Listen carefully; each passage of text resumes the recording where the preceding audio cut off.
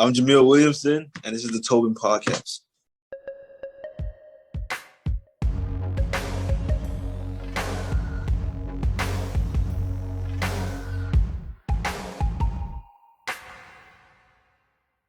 I just got a notification saying this meeting is being recorded, but okay. We are now recording this meeting. We are good to go and we're locked in with another Toben podcast.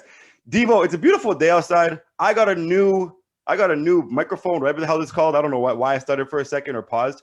I got a haircut. I look good. I feel good. The weather is making me feel great. What about you, Devo? What are you saying, man? Man, I'm feeling good, but this is one of the only days of the week that the weather's actually going to be nice. So let's soak it in today and let's have a great show. Yeah, Friday's supposed to be like 12 or 13 degrees. So you're damn right about that. 31 degrees today. Make sure y'all get outside and take it in.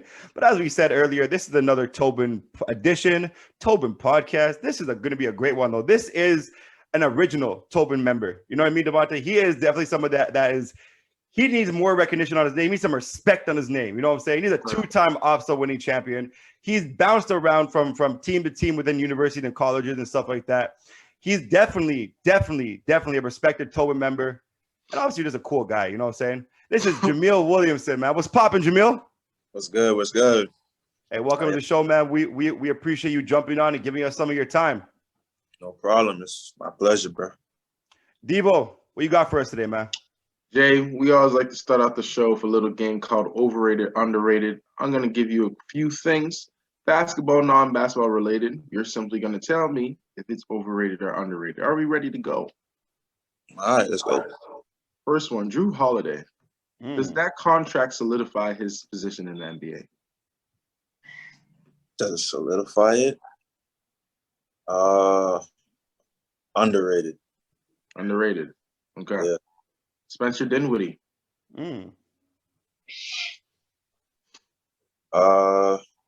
Underrated.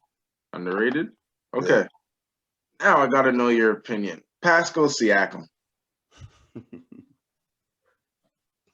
I gotta be honest, he's overrated. Okay. Gotta be honest, he's overrated, but good player still. But he's not where we expected him to be.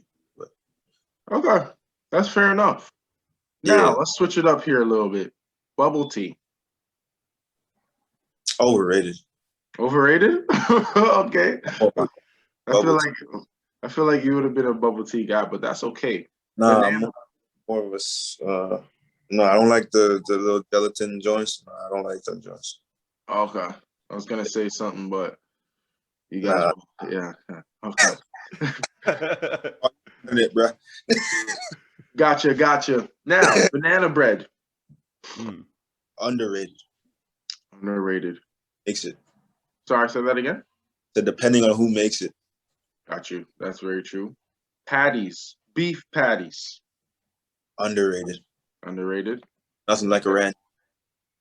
Hey, you're not lying. Mm-hmm. Grant Hill. Underrated. And last one for you here, Chris Middleton. Just hit the buzzer beater game one, blowing out the Heat. But is he solidified? Is he stamped? Actually, he's underrated. Okay. We're going to leave it at that. I think everything that you said today, I agree with. Steven, he's 1 for 1. He's 1 for 1. Shout out Jameel being 1 for 1. But Jameel, I got to ask you one question, though, man. Before we even get to the script and get to start talking about the podcast, Kwame Brown, overrated, underrated? As an entertainer, underrated. As a player, overrated. Overrated. He's 2 for 2. He's 2 for 2, people. He is 2 for 2. Hey, shout out Kwame Brown, man. Shout out Kwame Brown. Yeah. But Jameel, I got to ask you, though, how has 2020/2021 been for you, man? 2020 was one of the worst years of my life, I could say. 2021 is getting better. It gotten a lot better. But 2020, I went through a lot of traumatic things. So, like, when my life was just doing really hard, I went to China, and then the corona hit over there, quarantining. Yep. And, like my first real big contract, big chance of playing somewhere got taken away from me because of this corona stuff. So 2020 was really horrible, and I lost my grandmother to coronavirus. So like, it's one of the hardest years I had. So, but 2021 was picking.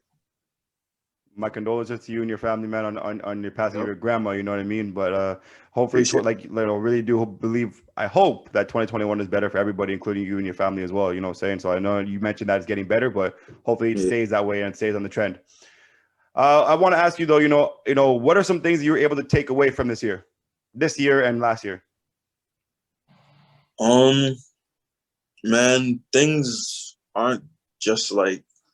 Well, one thing I realize is like things. Not everything is just like a given, you know. Like things are very how can I say it? Like it's a privilege to be around things. You know what I'm saying? It's a privilege to have certain things, and don't take them for granted. Like being around your friends and all that stuff is very important to the psyche. I feel like, you know what I'm saying? So how you stuck in an apartment and you can't get like no human interaction, like, you know, in person, it gets to you, you know.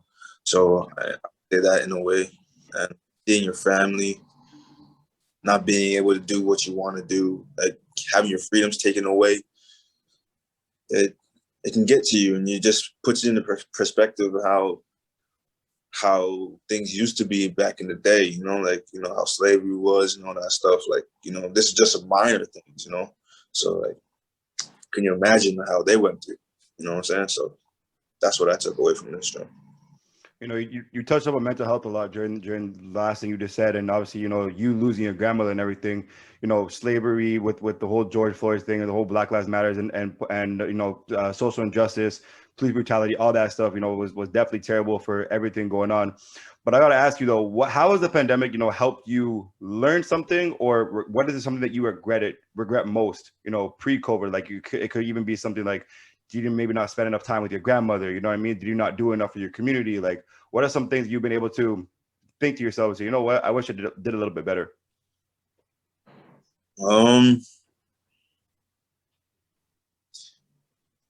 I would say, yeah, more family interactions, because I have a lot of family I wasn't able to see, and then that stuff happened. You know, I only saw them in like tragic moments. Seeing family, I regret not seeing them. I regret not going to social functions as much as I could have. You know, like people have like poem readings and all that stuff. I never went to those, but you know, like I started listening to more poems and stuff like that. Now I was like, okay, well, I had the chance to go and listen to this before, and I was like, I'm trying to catch up. So things like that just calm the mind. And that's probably basically it. That's things I regret. What I've learned is like, you know, like just not taking things for granted. You know, being in the gym, not taking it for granted. Make sure you're getting better every time. You know what I'm saying? Yeah. You know, being the best human being you can, being the best friend you could be. You know what I'm saying? Even if you're arguing with somebody, just argue with them. You know, like in a way, like respectfully and all that stuff. You know, so things like that is just like what I learned. Obviously, you know, you touched up on it a little bit ago, and you pretty much mentioned that family is very important to you. But talk to us about your upbringing. What is your upbringing like? Well, I grew up kind of, you know, like, so I'm a East Coast guy, right? I'm from Pickering, but I always spent like four maybe three of the days of the week in the West. All right. I grew up having both West and East influences in Toronto. You know, everybody has the differences. My eastern side is Jamaican, my western side is Guyanese. So I grew up on basically two different sides of the Caribbean. But the values were kind of the same though. Like, you know, like family comes first, being all you could be, staying in school, you know, don't get in trouble if you can't come back in my yard, things like so. You know, Yep. You know what I'm saying? Things like that, you know. So like they're always ready for a bust ass and things like that. So you know, just to put it in layman's terms, like I can't do nothing to get your butt in trouble. So like just like that. Like, you know, I grew up that way. Mm-hmm. Mm. No, for sure, man, for sure. And obviously, we've had a lot of discussion between the East and West in general. But I'm curious though, you know, since you grew up on both sides, if there was an East versus West game, who you rocking with? Good question. Oh, East versus West. Um, Downtown Toronto being the cutoff. Downtown Toronto. Okay, so downtown Toronto's a cutoff. So From downtown Scarborough and over, downtown to Vaughan and over. okay, so where does Jungle is Jungle West? Jungle Steven, would I'll be let you. Jungle would be considered the same region as Vaughan, based on what Devontae was saying. So downtown Toronto, you do have like downtown area, and that would be like going towards east side, towards Scarborough, and then you can have the Jungle and those guys. So like more uptown Toronto, you know, go with Vaughan and Brampton and stuff like that. That's a hard cutoff. I'm like, yeah, you're cutting off the stand, cutting off on a slant there. Yep. That's crazy. But I still gotta rock with my East guys though. I gotta rock with the East. Yeah. All right. Staying true. I like it. Gotta stay with the rock.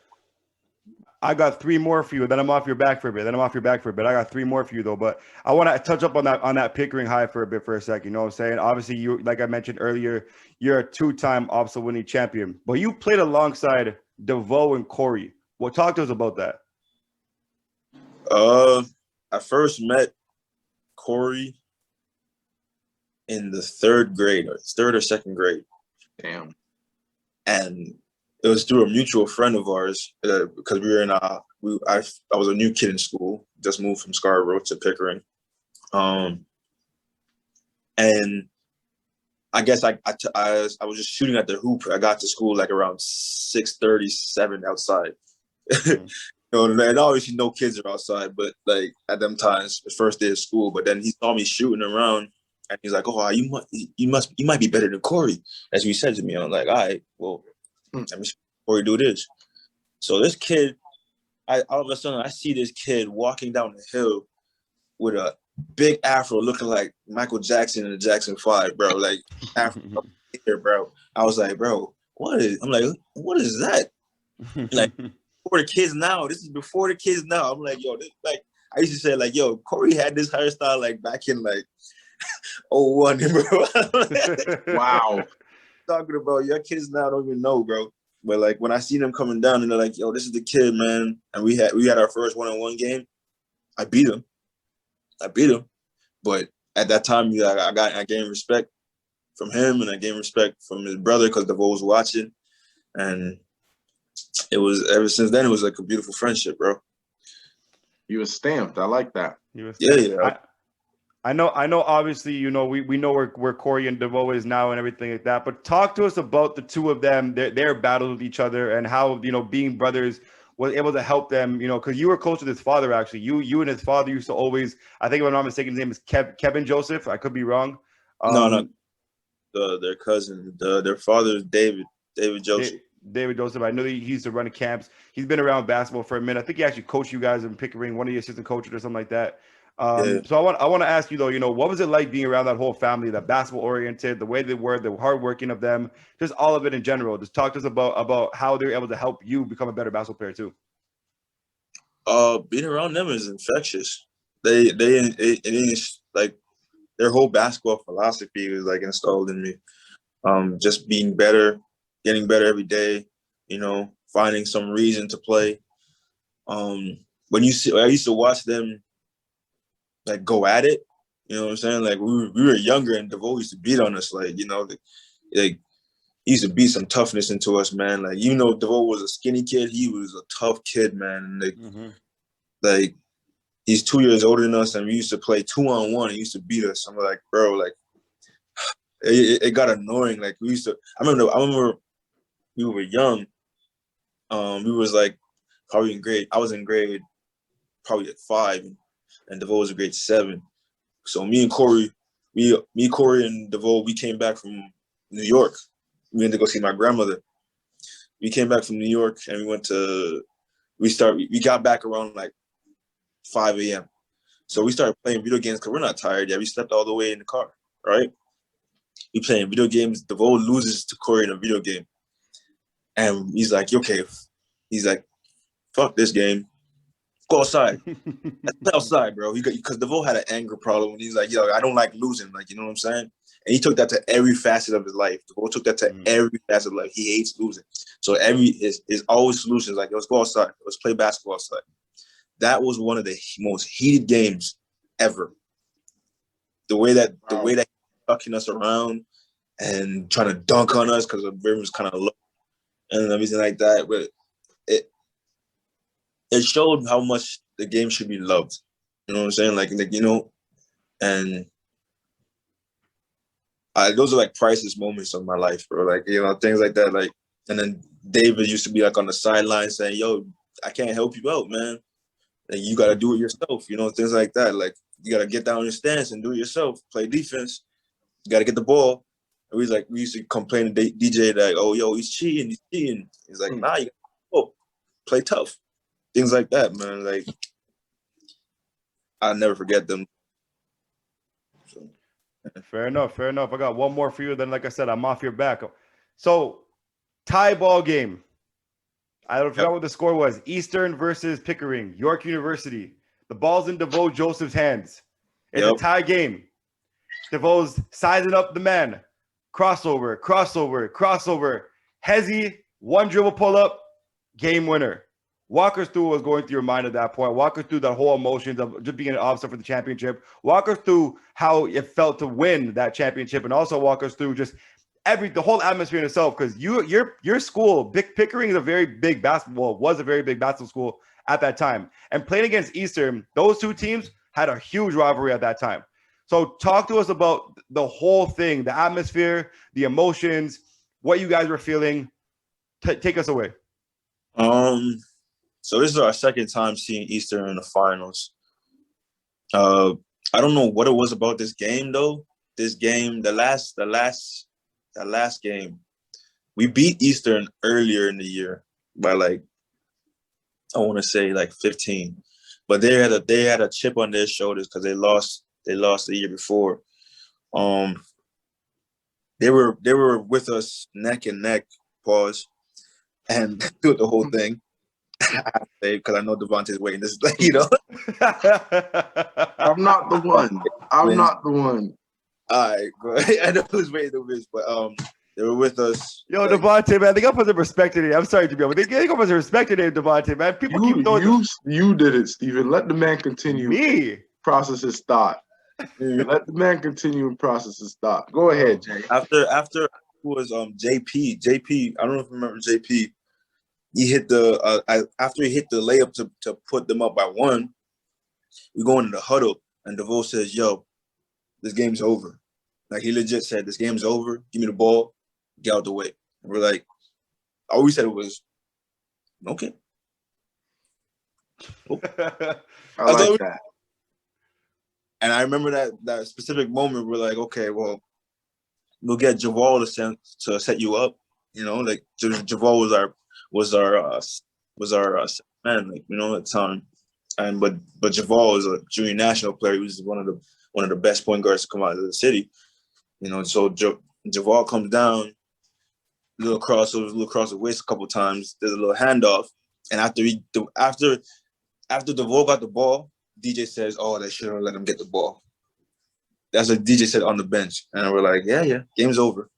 So we're all standing because we all know what's gonna happen. You know what I'm saying?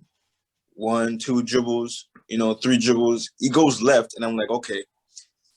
Then we're thinking, I'm like, step back's coming. I know DeVoe. Step back's coming. He did nothing. He didn't even do a step back. He did a hop. Devontae, we do this all the time. He did it with Vlad. He did a hop dribble to go into him. And as soon as he jumped, faded backwards, and he released it. I'm like, okay, that's it. It's money. That's game. Because his release was like higher than I expected it to usually be, and then he held his release and he was like, okay, that's game. And as soon as we're like, okay, it's over. It was like point I think it was like 1 second left.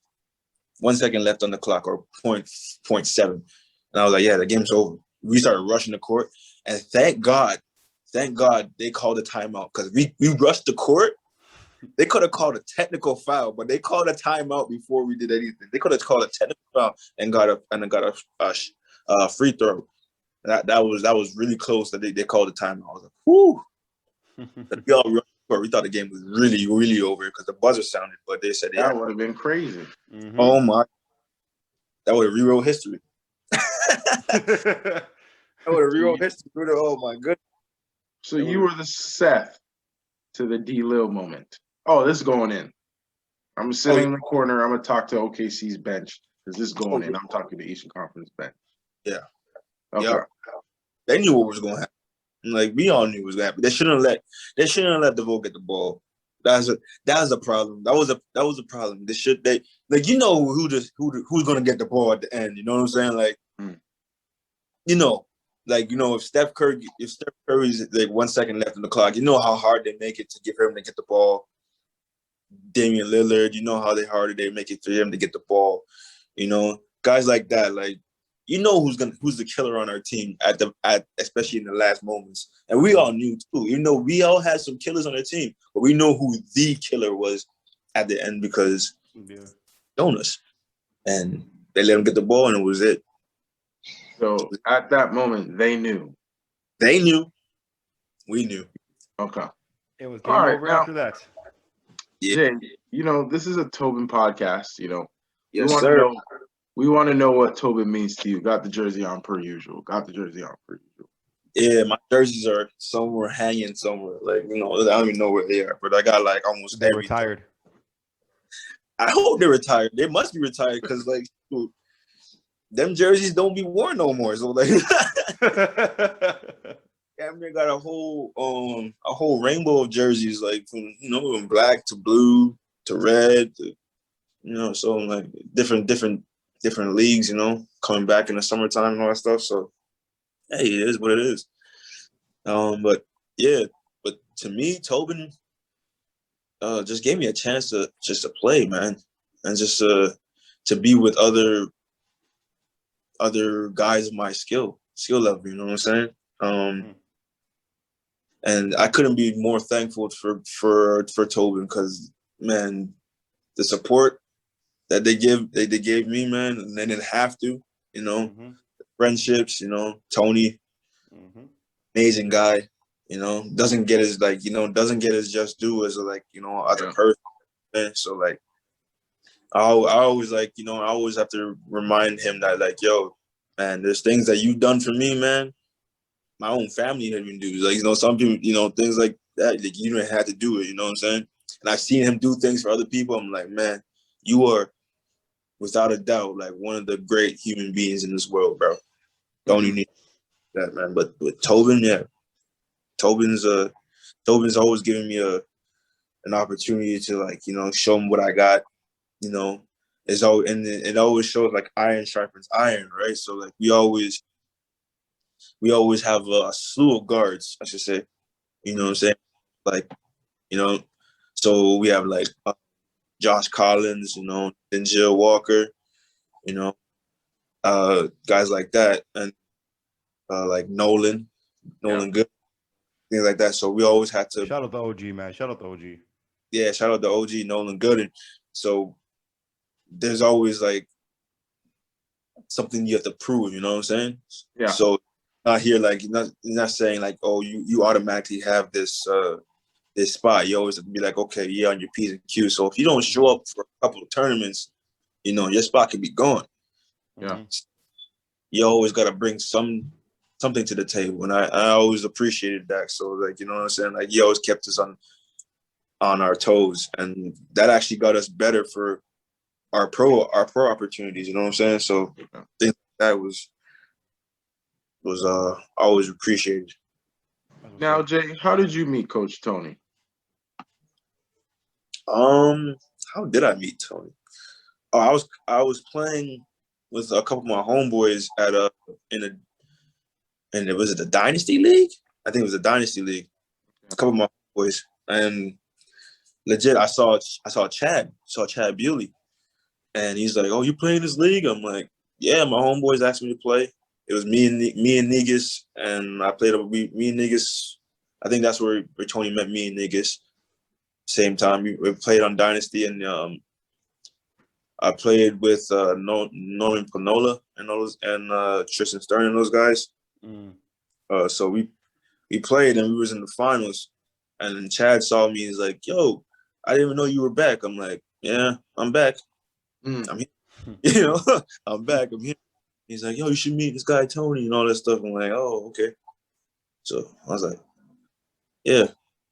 I think it was no, it wasn't even Chad. Yeah, it was Chad, and it was OP Oliver Prince. Shout out to Oliver Prince. Okay. OP is the one that introduced me to him. OP introduced me to Tony. And I was like, okay. He's like, yeah, we can really use you on this team, And I'm like, all right. And that's when I met Nabil. He's like, Nabil was a star on the team at the time. I was like, yeah. Nabil's good. I like Nabil. Nabil's. So I'm like, bet. I'm like, I can play on this team, no problem. And once he said, yeah, just come play for us. We got a jersey for you already. I was like, oh, you got a jersey already? I was like, all right, cool. Ready to go. I said, jersey already? All right, next season, we'll see.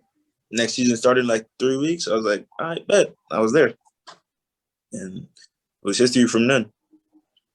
Okay. Now I'm gonna hit you with some quick hitters here, or we'll see if they're quick hitters. But give us your best Toben experience.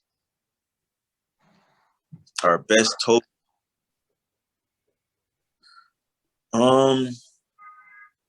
Well, I should say that the trip to Halifax.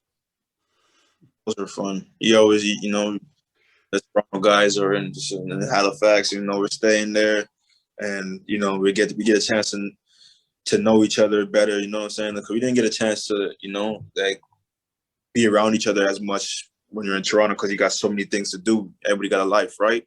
Mm-hmm. When you're on the road and you're playing tournaments and it's just you guys, you only know you guys. You get to know your teammates a little better and how they operate. And it made us stronger on the court. You know what I'm saying? So that was dope trips. Yeah, it was good. Halifax is about. I don't think anybody hasn't said Halifax yet. So I forget the numbers now, this stage of the game, but I don't think anybody hasn't said Halifax yet. 10%. Now, you see how, like, cause everybody, when you go to Halifax and they see Toben, they're like, okay, those guys are it right there, and everybody's gunning for you. So you're like, it's like, okay, it's us 9. I say us 9 because Tony's involved against everybody else. You know what I'm saying? It's us 9 against everybody else. So we gotta stay ready. Us 9, 10 guys. That's there. 9 or 10 guys. That's there ready against everybody else. Gotcha. Now, here's where it comes interesting. If you could set up a 5-on-5 game with no subs, and you need 4 other Toben guys to fill your roster, who would it be? Ooh. You're the one. And I'm at the one? You're at the one. No. You're just one of the guys. You don't not necessarily position wise. You're just guys. Just guys. I'm just curious to know who his guys would be.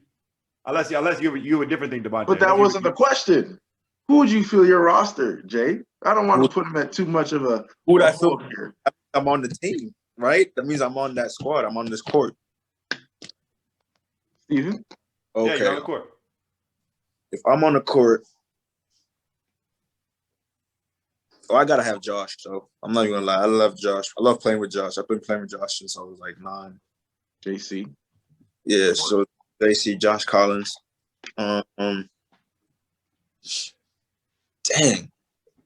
It is tough because, for our viewers watching, Jay's been around. This is the OG. This is the CP3, right? If I was to give a comparison. So he's been around and he's seen a lot of guys come in and out of the system. So this is going to be a little bit tougher than the usual. Mm-hmm. Yeah. I gotta have a rim protector. So I'd probably pick James.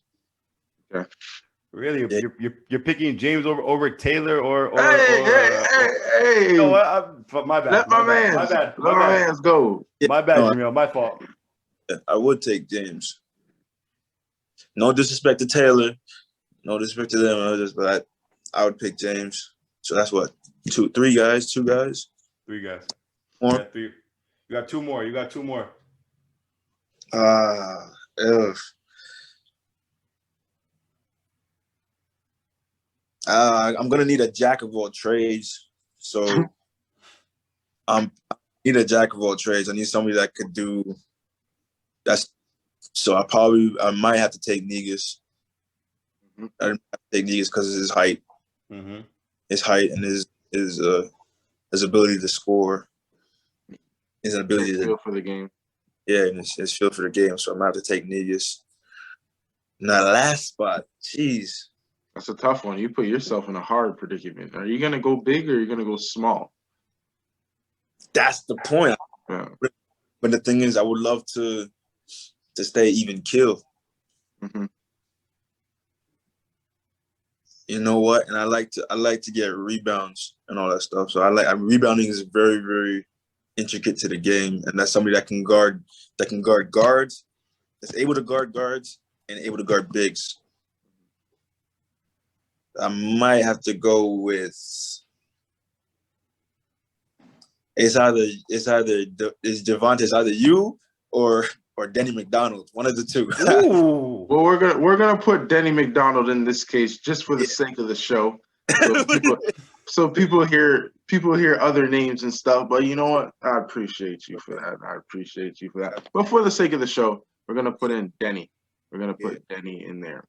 Now, even more interesting, Jay, we're gonna get your mind flowing here a little bit.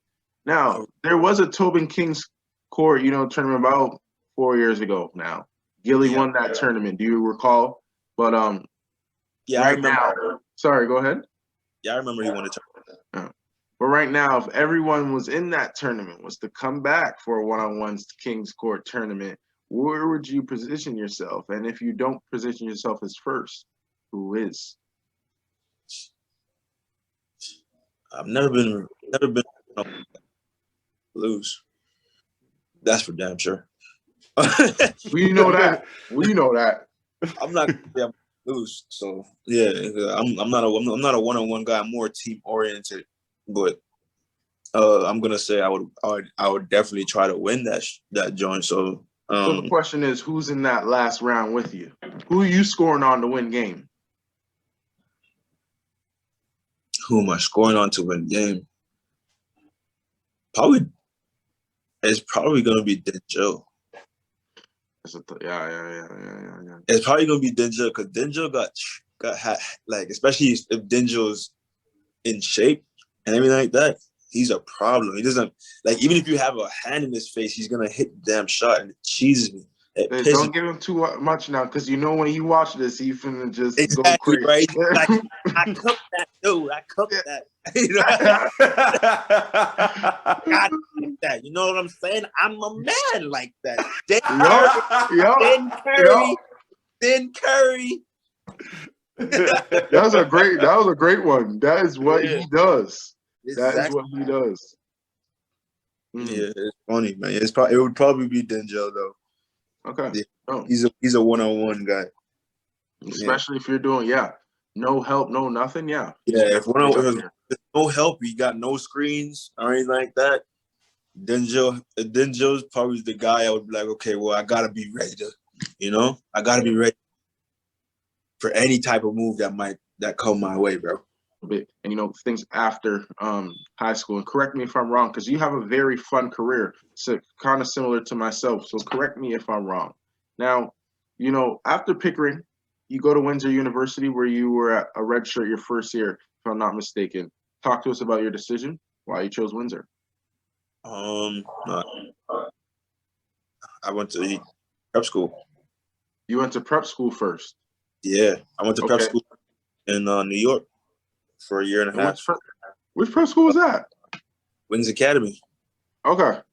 Exactly. Yeah. Dylan Ennis. Yeah. So me and Dylan were there, but two of the three Canadians. The other guy was from DC. but me and Dylan Ennis was at Wings Academy. That was on its own, but it was Which part of New York was that? in the Bronx. Okay. Okay. So you got to see. Shout out to the Bronx, man. Yeah, Shout out to the Bronx. Okay. Yeah, yeah, Definitely. Yeah, it's definitely a different animal down there. So you go to Wings Academy, you enjoy your year down there. New York is a world of itself. But yeah. yeah. So do you care to share about that experience a little bit? Yeah, sure. Going to the Bronx, I just felt like it was good for my growth, because like Dylan and I were like, we had to grow up fast. You know what I'm saying? Like, we're Canadians in a new place, and like everybody knew that we weren't from there. Everybody we weren't from. We weren't from around there. We dressed different. We spoke. You know what I'm saying? Like things in that nature. And then we had to like basically scratch and crawl from the beginning. You know what I'm saying? Like we had to basically start all over again, because like in Canada, we were like, in high school, me and Dylan, we were the guys. We're guys now. You know what I'm saying? But now we come to New York, we're like, yeah, who's this Canadian dude? Come on, man. Get out of here, penguin. They used to call us penguins and stuff like that. Damn. You got penguins and all that stuff. You got igloo. Y'all live in igloo. And we're like, oh man, we used to go through it every day, but we're like, you know, we had to stamp our card. We had to get that stamp of approval, like you said earlier. And after that, like, you know, after we got that, we're like, okay, we started to be like, okay, we're good now. We're cool. Now we started playing guys like Lance Stevenson and those guys. You know what I'm saying? So like we played Lance Stevenson. That was something. Like Lance showed first of all, Lance showed up to the game late. That was the funniest thing I've ever seen in my life. We took the train all the way, like we took the train from the Bronx to Coney Island. That took us like an hour and a half, 2 hours. Guys, Coney Island is in Brooklyn. Yes. But it's if you know your geography, that is a far wow. It's the last stop. It is the last stop in Brooklyn. You know what I'm saying? So we got there, and then the fact that he was late to our game, we're like, yo, we felt so disrespected. I took it upon myself to guard Lance Stevenson. And I take pride in this right now to say I shut down this dude because he only finished with like 12 points. And he was he was the leading scorer. He was the leading scorer in New York history. Can you believe that at that time? He was supposed to be the leading scorer in New York history. Going for, I think it was, what's his name? Sebastian Telfair's record. He was going for Sebastian Telfair's record at the time. And yep, shut him down 12 points. Had myself a cool 20. Bench, cool 20 off the bench. I'm not gonna lie to you. Most of my buckets were fast break though. So hey, but we take it how we get it, man. We take it how we get it. 20 is 20. Exactly. So, but them times is priceless, because I it was good for my growth being in Toronto, being in the Bronx. Man, it was good for my growth. I grew up fast. You know, like I was alone most of the time. I was living out there with my grandmother, God rest her soul.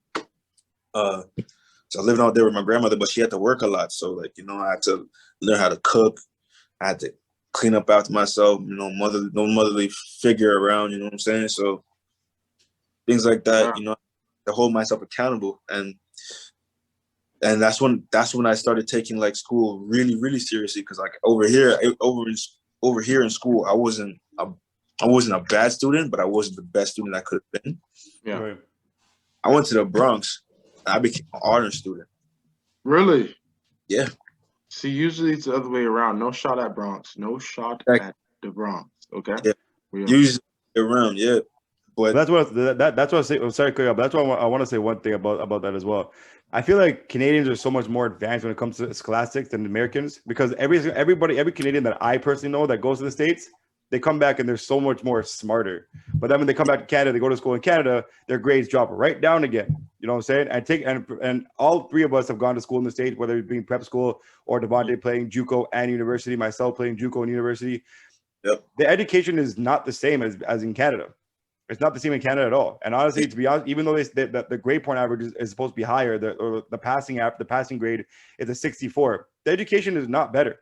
And I don't care what nobody says, but Canada has a way better education system than the United States. That's my hot take on today. The same probably. I'll probably say the same. I wouldn't disagree, but I wouldn't necessarily agree, but I wouldn't necessarily disagree either, because it was pretty easy. Mm-hmm.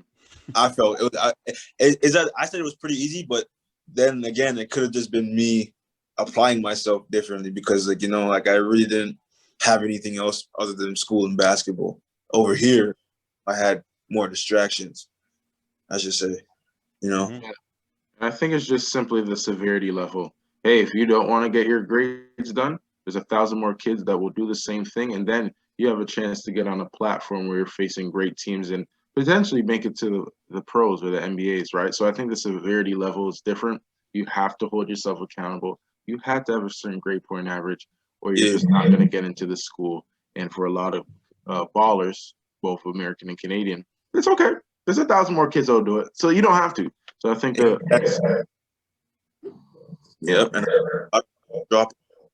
a lot of guys drop off because they didn't want to go to school or they want to apply themselves. You see a lot of guys just drop off. Yeah, it's ridiculous how many kids don't go to the NCAA because of grades. But let's continue the show. You go to Wings, right? You come back now, and why? We simply want to know why you chose Windsor. I didn't choose Windsor at first. I had a scholarship with Penn State, and then I chose them. I had like 3 offers. Really? I go to Penn State. Penn State was my only D1 offer at the time, and the other ones were I had a junior college and a D3. So I was like, okay, well, obviously it's no brainer. I'm taking Penn State. Yeah, It's no brainer, because I saw me play. I played one hell of a game in front of one of the scouts, and I think it was if I don't recall right, I think it's the Chiles. Was a coach, something like that. Okay. Yeah, he spoke to my coach because he wasn't allowed to speak to me or whatever. My coaches and said they were interested. Got the letter of intent, and I'm like, okay, well, I'm ready to go. Verbal, everything else. And once that happened, I lost all my other scholarships. I'm like, okay, cool. All my other scholarships offers, I said, I already committed. So I was like, all right, cool.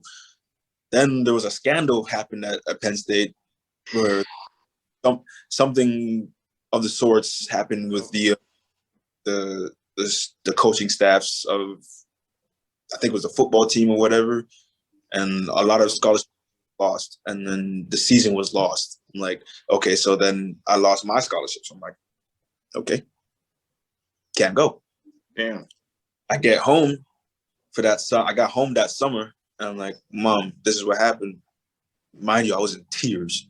I was in so much tears. I'm like, okay, well, I'm thinking I'm going to take a year off. My mom said, no, you can't take a year off. No. I was like, I want to take a year off. She said, no. That's moms, man. That's moms. She said no. Like, being in that Caribbean household, she's like, no.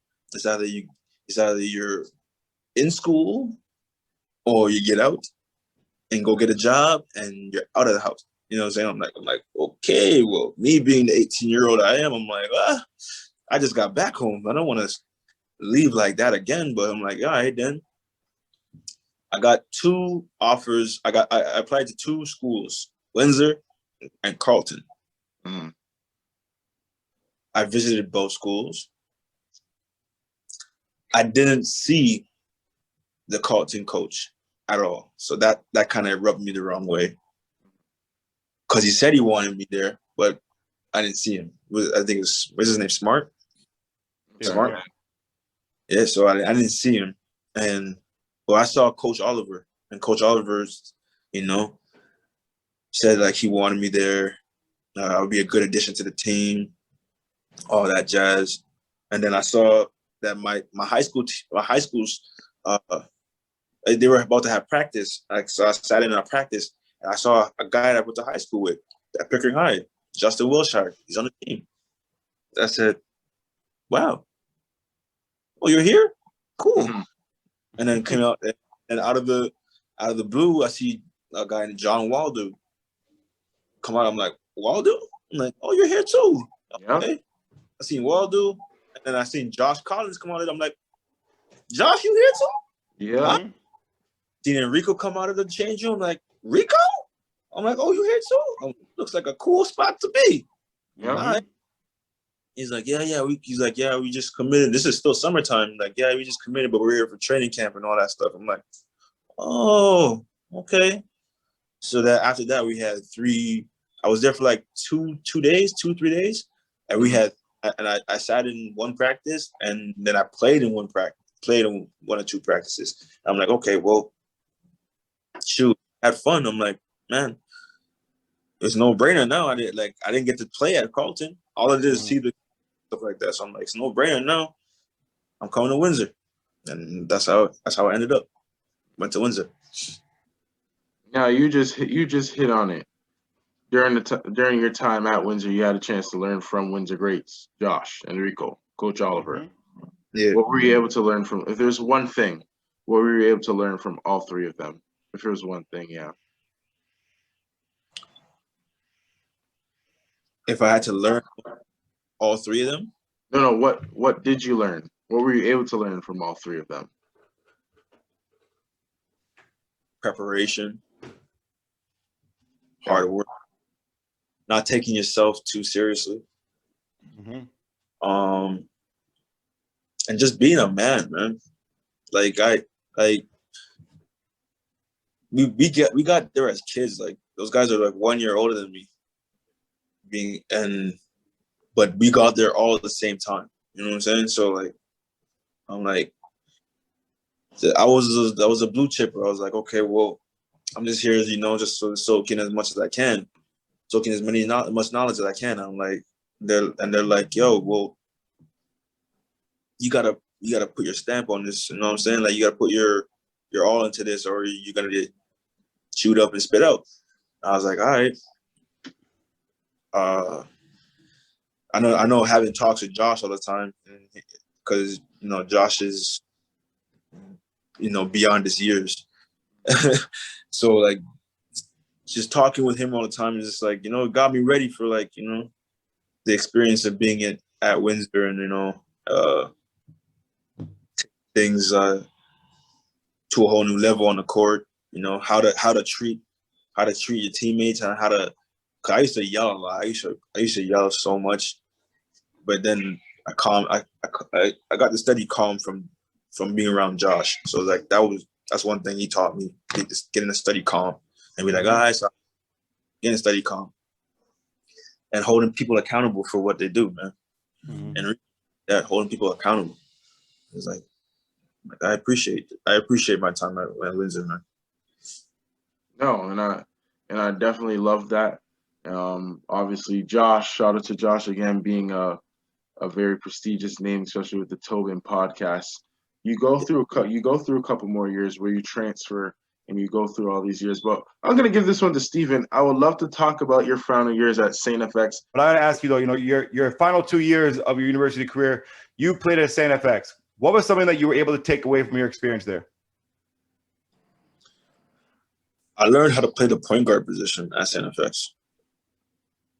I was not a point guard. I was more of an off guard. I was a leader, but I wasn't a point guard. I learned how to control the game at St. FX, and I was pushed into the mentor role because we had a guy named Devontae Provo was my guy, and I had to mentor him because he was 18-year-old kid coming in out of East Preston, or out of North Preston. He was North Preston, That must be that must be a basketball name, man. Because I've heard too many Devontaes in the last like 3 weeks, bro. There's too many Devontaes right now. Don't No, I'm saying it's a good thing. It's a good thing. It's a basketball name. This is Devontae Provo guy. He could jump, no? He's short. Well, he's like 5. He's like 5'11", 5'10". Nah, Devontae like 6'1". He is skinny. He's very muscular, fit. No, he's okay, skinny. this is not the guy I'm thinking about. Okay, really skinny, like he twig skinny, but you know he's a tough kid. He was a tough kid. So like him coming into the school, you know, he was like one of the big names coming out of high school in Scotia. So I was like, okay, well, Coach K asked me to mentor him, you know, get him up to speed, get him ready for the school year. And I'm like, all right, well, I got you, coach. And I had to learn how to play the point guard position. Coach K put the ball in my hands, and I was like, all right, well, this is how we gonna play, and this is how you want to play. I'm like, cool. I wasn't a scoring option no more. I was like, I wasn't the scoring option no more. So I was like, all right, cool.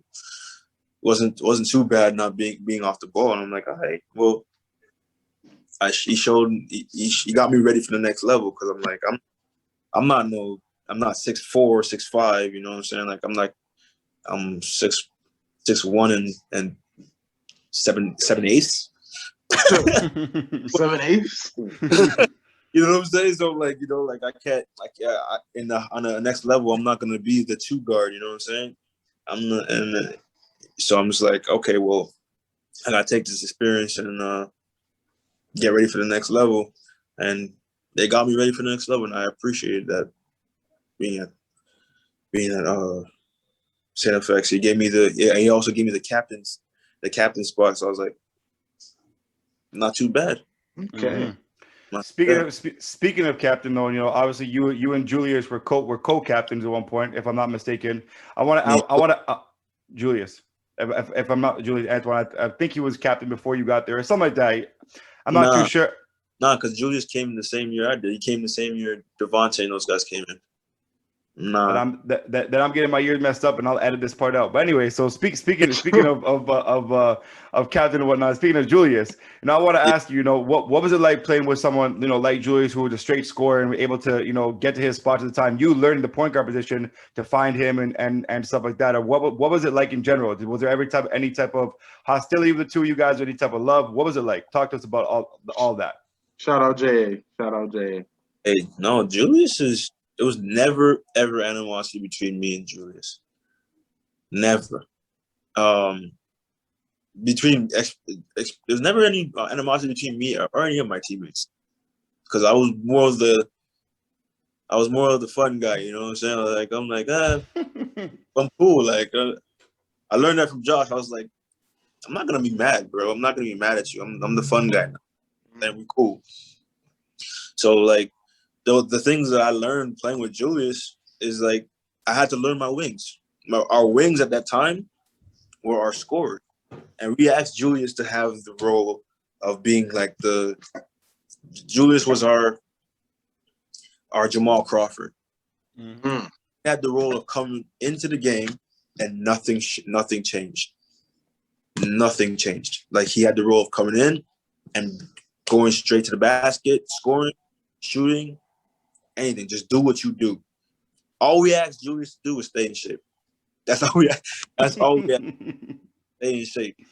Once Julius stayed in shape, it was all go from there, man. Mm-hmm. Like, oh, Julius, go down the lane, try to dunk the ball every time you can, do whatever you want to do. You know what I'm saying?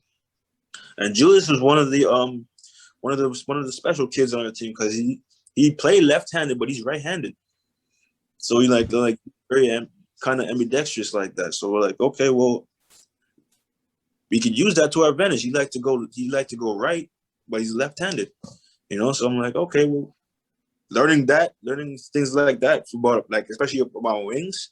I had to learn about my wings, because we had in playing in Coach K liked to run a lot. So like, me being a point guard, I had to make sure to get my wings in the right spot where they could be most effective. And learning what Julius liked, where he liked to get the ball, where he liked to score, where were guys like Will Donko and Jordan Clark.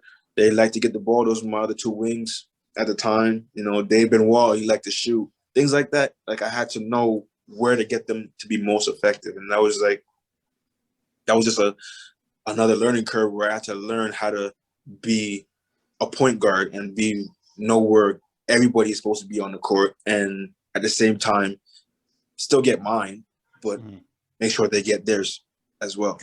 No, I feel that. I feel that, man. I feel that. Yeah. So, but to be honest, is there anything, as we conclude this show, before we get to our final game, is there anything that you would change about your university or college career? I wouldn't have went to Windsor. I would have took the year off. Okay. I would have took the year off to find myself. You know what I'm saying? Because, like, I learned the hard way, especially at Windsor. Like, because that's the thing. I graduated with honors. I got to Windsor and I struggled, man. I struggled with school so bad, and the way I struggled is because I couldn't focus. You know what I'm saying? I couldn't focus at Windsor. I would have took the year off, and I would have just, like, you know, I was too high and bent on Penn State at the time. Mm-hmm. And I took everything for granted. I said, even though I did ask for help at them times, but that's another story in itself. But at the same time, it's like, man, I would have took that year off to find myself instead of me finding myself being down, you know, being kicked downstairs. Yeah. And that maybe this shouldn't have been the situation I should have put myself in. I feel that. Before I got to Windsor. Yeah, that's probably like the only thing I would have changed. Maybe even St. Clair too. I wasted a year at St. Clair. But yeah, wasted a year at St. Clair. Fair enough. Yeah. Devo, to conclude the show, man, what you got for us, man? All right, Jay. We love to conclude this show with a game called In a Perfect World. Now, same thing like we did when we began the show. I'm going to put you through a scenario. You're simply just going to fill in the blanks for this one. While you do this, me and Steven will have our phones out trying to predict what you'll pick. So don't mind us if you do see us on our phone. But let's and before you got to give us about a minute or two. No, give us about a minute before you give that 30 answer. seconds. 30. Okay, all fine. right. 30 seconds. And Devo, we're going $5 this time. For each or just? For each. Okay. We're going $5. That's fine with me, because I actually have no. Okay, so I have no idea. you're done. You're at Wings. We'll start you at Wings. You go to Wings, right? Mm-hmm. You do what you got to do. You locking up, Lance. I'm solidified here in New York. Your name starts getting out everywhere. You become a 5-star recruit. You have every school in the country. You can't pick Penn State. What other school would you go? Give us 1 second. This is What school would I go?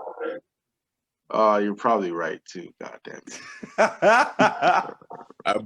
Okay. You have to know me really well you'd have to know me really well to get this one. So what's up? You guys ready? Yep. Yeah. Connecticut. We were close. We were close. Why Connecticut? Oh, because my favorite player went there.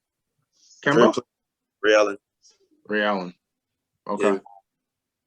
Okay, so you go to Connecticut. Back then, they're in the Big East? Yeah, and that was when Kemba was going to work. That's when Kemba and Shabazz were just doing their thing. And so you're in the Big East. You pick UConn. You pick UConn, and again, you do what you got to do. First team all Big East, first team all rookie, right? Mm-hmm. Now, you know how this works. You don't get to pick. You're in the lottery, and you know how this works. You don't get to pick where you want in the draft, but you could verbally say, you know what? I had a great time in this organization. Oh, this wasn't so well, but you know what I'm saying? You could kind of verbally work your way up the ladder or work your way down the ladder to your strategic mind. Now, obviously you don't get to pick where you want it to go in the draft, but where would you go? And of course, give us your 2 cents why. Where would I go? Hold on, 10. Oh, okay, whatever, fine. Go ahead, Jameel. He's not going to pick it either. He's not going to pick it. He probably won't. Jay different. I like it. He probably won't pick it. Well, I would probably pick Miami? Yeah. Okay. And I can see that definitely. Knowing Jay, Pat Riley, Miami's philosophy, you go in there and you work. Right? We've talked about this many times throughout the show. You go into Miami, you improve. They're definitely I don't want to say they're the one up of the Raptors or 1B of the Raptors in terms of the development. So I'm going to leave those two at the same level. But tell us why you pick Miami. I liked watching Dwayne Wade play a lot, and I just felt like he knew what it meant to be like another small guard. You know, like not necessarily the point guard, but he's like 6'4", you know, on the wing. And that's how I was. That's how I felt myself was. Plus the weather, I couldn't get any better than Miami. You know, like or like, you know, you want to go to Cali, but Miami is closer to home. You know what I'm saying? So it's like right there. And plus the like you said, the philosophy of like hard working. You know what I'm saying? Like that's my joint. So I probably have to be Miami. Yeah. Okay. Right. So you're in Miami. Yes, sir. You're in Miami. You do what you got to do again, because this is a perfect world, right? At the end of your rookie contract, 4 years, you are now the franchise player of Miami Heat. Pat Riley loves you. And this is a great scenario every time we get Miami, because your guys' luxury tax is amazing. Yes, sir. Right? So now you have the opportunity to bring in 2 stars in the NBA. I'm going to give you the rules. First rule, one of those stars has to be either a rookie or a sophomore in the league, and the other person has to be done their, 3 years or the other 2 years, and we're going to consider them a vet. Who are those 2 players that you would pick? Again, first player has to be either a rookie or a sophomore. The other player's done those 2 years, but we'll consider them a vet in this split. Be a rookie or a sophomore? Yeah. This year, right? This year. Yeah, they have to be in the league. Yeah. Okay, rookie year, and then a third or fourth guy. Third or fourth year, right? No. Third and beyond. Third and beyond. Yeah.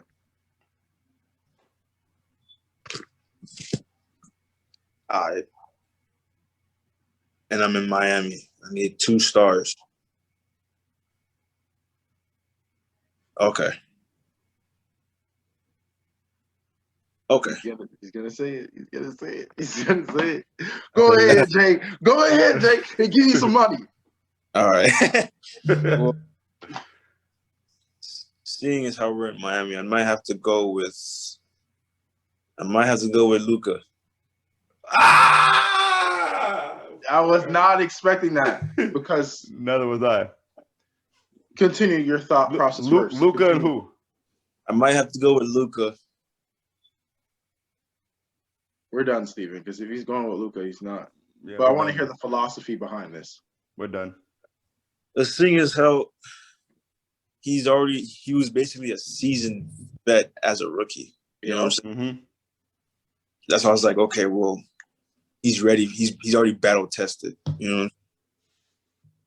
And the only thing I didn't like about Luka is like his defense, but I feel like I could work on that. Fair. And who's your other star? Wait. And my other star, it would probably have to be. It's third and beyond, right? It doesn't matter like No. See now. Oh, wait. That's what I'm like. Yeah, Luka's you know what? We still might be in the race here. Luka's only in the second year, right? Luka's in his second year, I think. Is he in the second year? No. Yeah. He's second Now, year. what is no, he's Trae third Young year. in? Third year. No. Third So year. that's your vet. That's your vet, because Trae Young came the same time. So that's your vet. Oh, I'm changing that then. I'm changing that. Oh, okay. Okay. Rook. Okay. I got to change. So remember you're just remember your rookie or sophomore is year 1 or 2. Yeah. Right, so they only get 2 years. Everyone, and after that, your veteran after that is 4 and up. Let's do 4 and up. Usually we do 4 and up. Let's do 4. Let's But keep it no, like we that. have to do 3 now because then you're losing out on Trey, Luca, All right, fine, all that fine, class. fine. Three and up, 3 and up, 3 and up. Okay.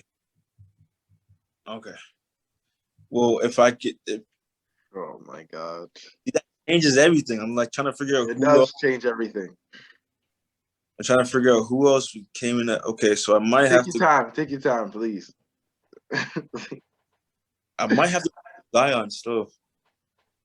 So Zion is your okay.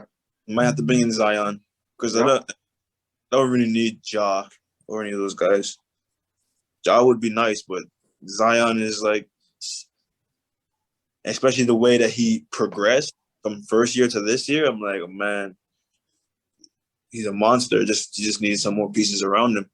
So you're locking in with Zion. Yeah, Zion. Steven got it then because he ain't finna pick mine. He ain't finna pick mine. And this is you at the 1. Remember, you're at the 1, This is right? me at So yeah. Well, that's what. yeah, that's why I was kind of curious of Luca at first. But continue. Yeah. Who would your vet be in this case? Need somebody to throw lobs to. Okay, and I probably just need a pure scorer. Yeah. Mm-hmm. Just need Who? I'd probably go with KD. Yeah. You just gave him $5. But continue why and It's either gonna be KD or if it's not KD, it would be Jason Tatum. You lose regardless, Devontae. It would either be one of them two because I need pure scorer, like able to score in a whim. You know what I'm saying? And they don't have bad size either. So like, yeah, it would. no, I definitely like that 3, especially the way you play. So that 3 would definitely be good. And then you're in the philosophy of Pat Riley. So that's a win-win. Miami was able to get something like that. It'd be dangerous. Right now they're down 0-2. So they got to start, crossing their fingers. I don't think Jimmy Butler could get it done at this point. That's going to be this is not last year. So, and Chris Middleton's playing out of his mind. So, no, I appreciate that. Now, last question, Jay. There's a lot of NBA going on right now, right? Who is that person or those set of guys that, you know what? I'm still going to put on the TV today, turn on the television and watch these guys. Who are those guys in the NBA that you love to watch? I like to watch point guard. Like I like watching Stephen Curry. Is my favorite player to watch right now. Stephen Curry, Damian Lillard, Chris Paul, Kyrie Irving, Jason Tatum. Point guard position is very filled. Yeah, I like watching it. If he comes, like I like seeing Jason Tatum go to work. Obviously, I have to watch my Raptors. I mean, you don't have to. You don't have to watch. I have to watch the Raptors. I have to see what I have to cheer for or complain about. Okay. You know what I'm saying? I have to see what I'm going to cheer for or complain about today. Like, but those senses. Yeah, just watching those point guards, Jason Tatum, Jimmy Butler, seeing those guys go to work. Ben Simmons, like on the lows, I always try to figure out how Ben Simmons gets gets the stuff he gets. You know what I'm saying? Like, how is he gonna be more effective? Like, because he doesn't shoot. So you're just like, okay, how can he be effective? I always see how that works. And then, and Bradley Beal. Mr. Beal. Yeah, Bradley Beal is somebody I'm like, yo, his moves are very underrated. Yes. Very, very underrated. I was like, yo, he's nice. He's real nice. He needs to come to Toronto, but yeah. I said that years ago, man. I've been said that years ago, but man, if he comes to Toronto, it's worse than I feel like right now. It's worse off than he is now. Because I'm like, it's basically where you are now. You're moving on an even keel. You got to go somewhere. When he comes to Toronto, somebody has to come with him. Yeah, come here with him. Like, you can't just have Bradley Beal and expect to be like, okay, we're going. Yeah, somebody has to come here with him, and Lowry needs to take less money. Lowry's out of here. Lowry's out of here. Yeah, unfortunately, Lowry's out of here. But I can confirm that Devontae's a man of his words, man. That's all I'm going to say. Devontae's a man of his word, and he lost a bet, or he not lost a bet, but he lost, and it came to me right away. Oh, shut up. You were a man of your word. Who'd you think I was going to choose? Giannis. Giannis. You don't like Giannis? I do, but I'm trying to center it around your game. But the moment you pick Zion, I was like, nope, not doing that. So, yeah. Hey, but Jameel, I got to ask you, though, to conclude the show. We ask all of our guests this question, the final question before we conclude the show. Who is somebody that you'd like to see on Talk Your Exposure? But here's the kicker, though. If we can't get them on, you got to help us get them on. Someone I'd like to see on Talk Your Exposure. Toben excluded, because we have all our Toben guys lined up. Toben excluded.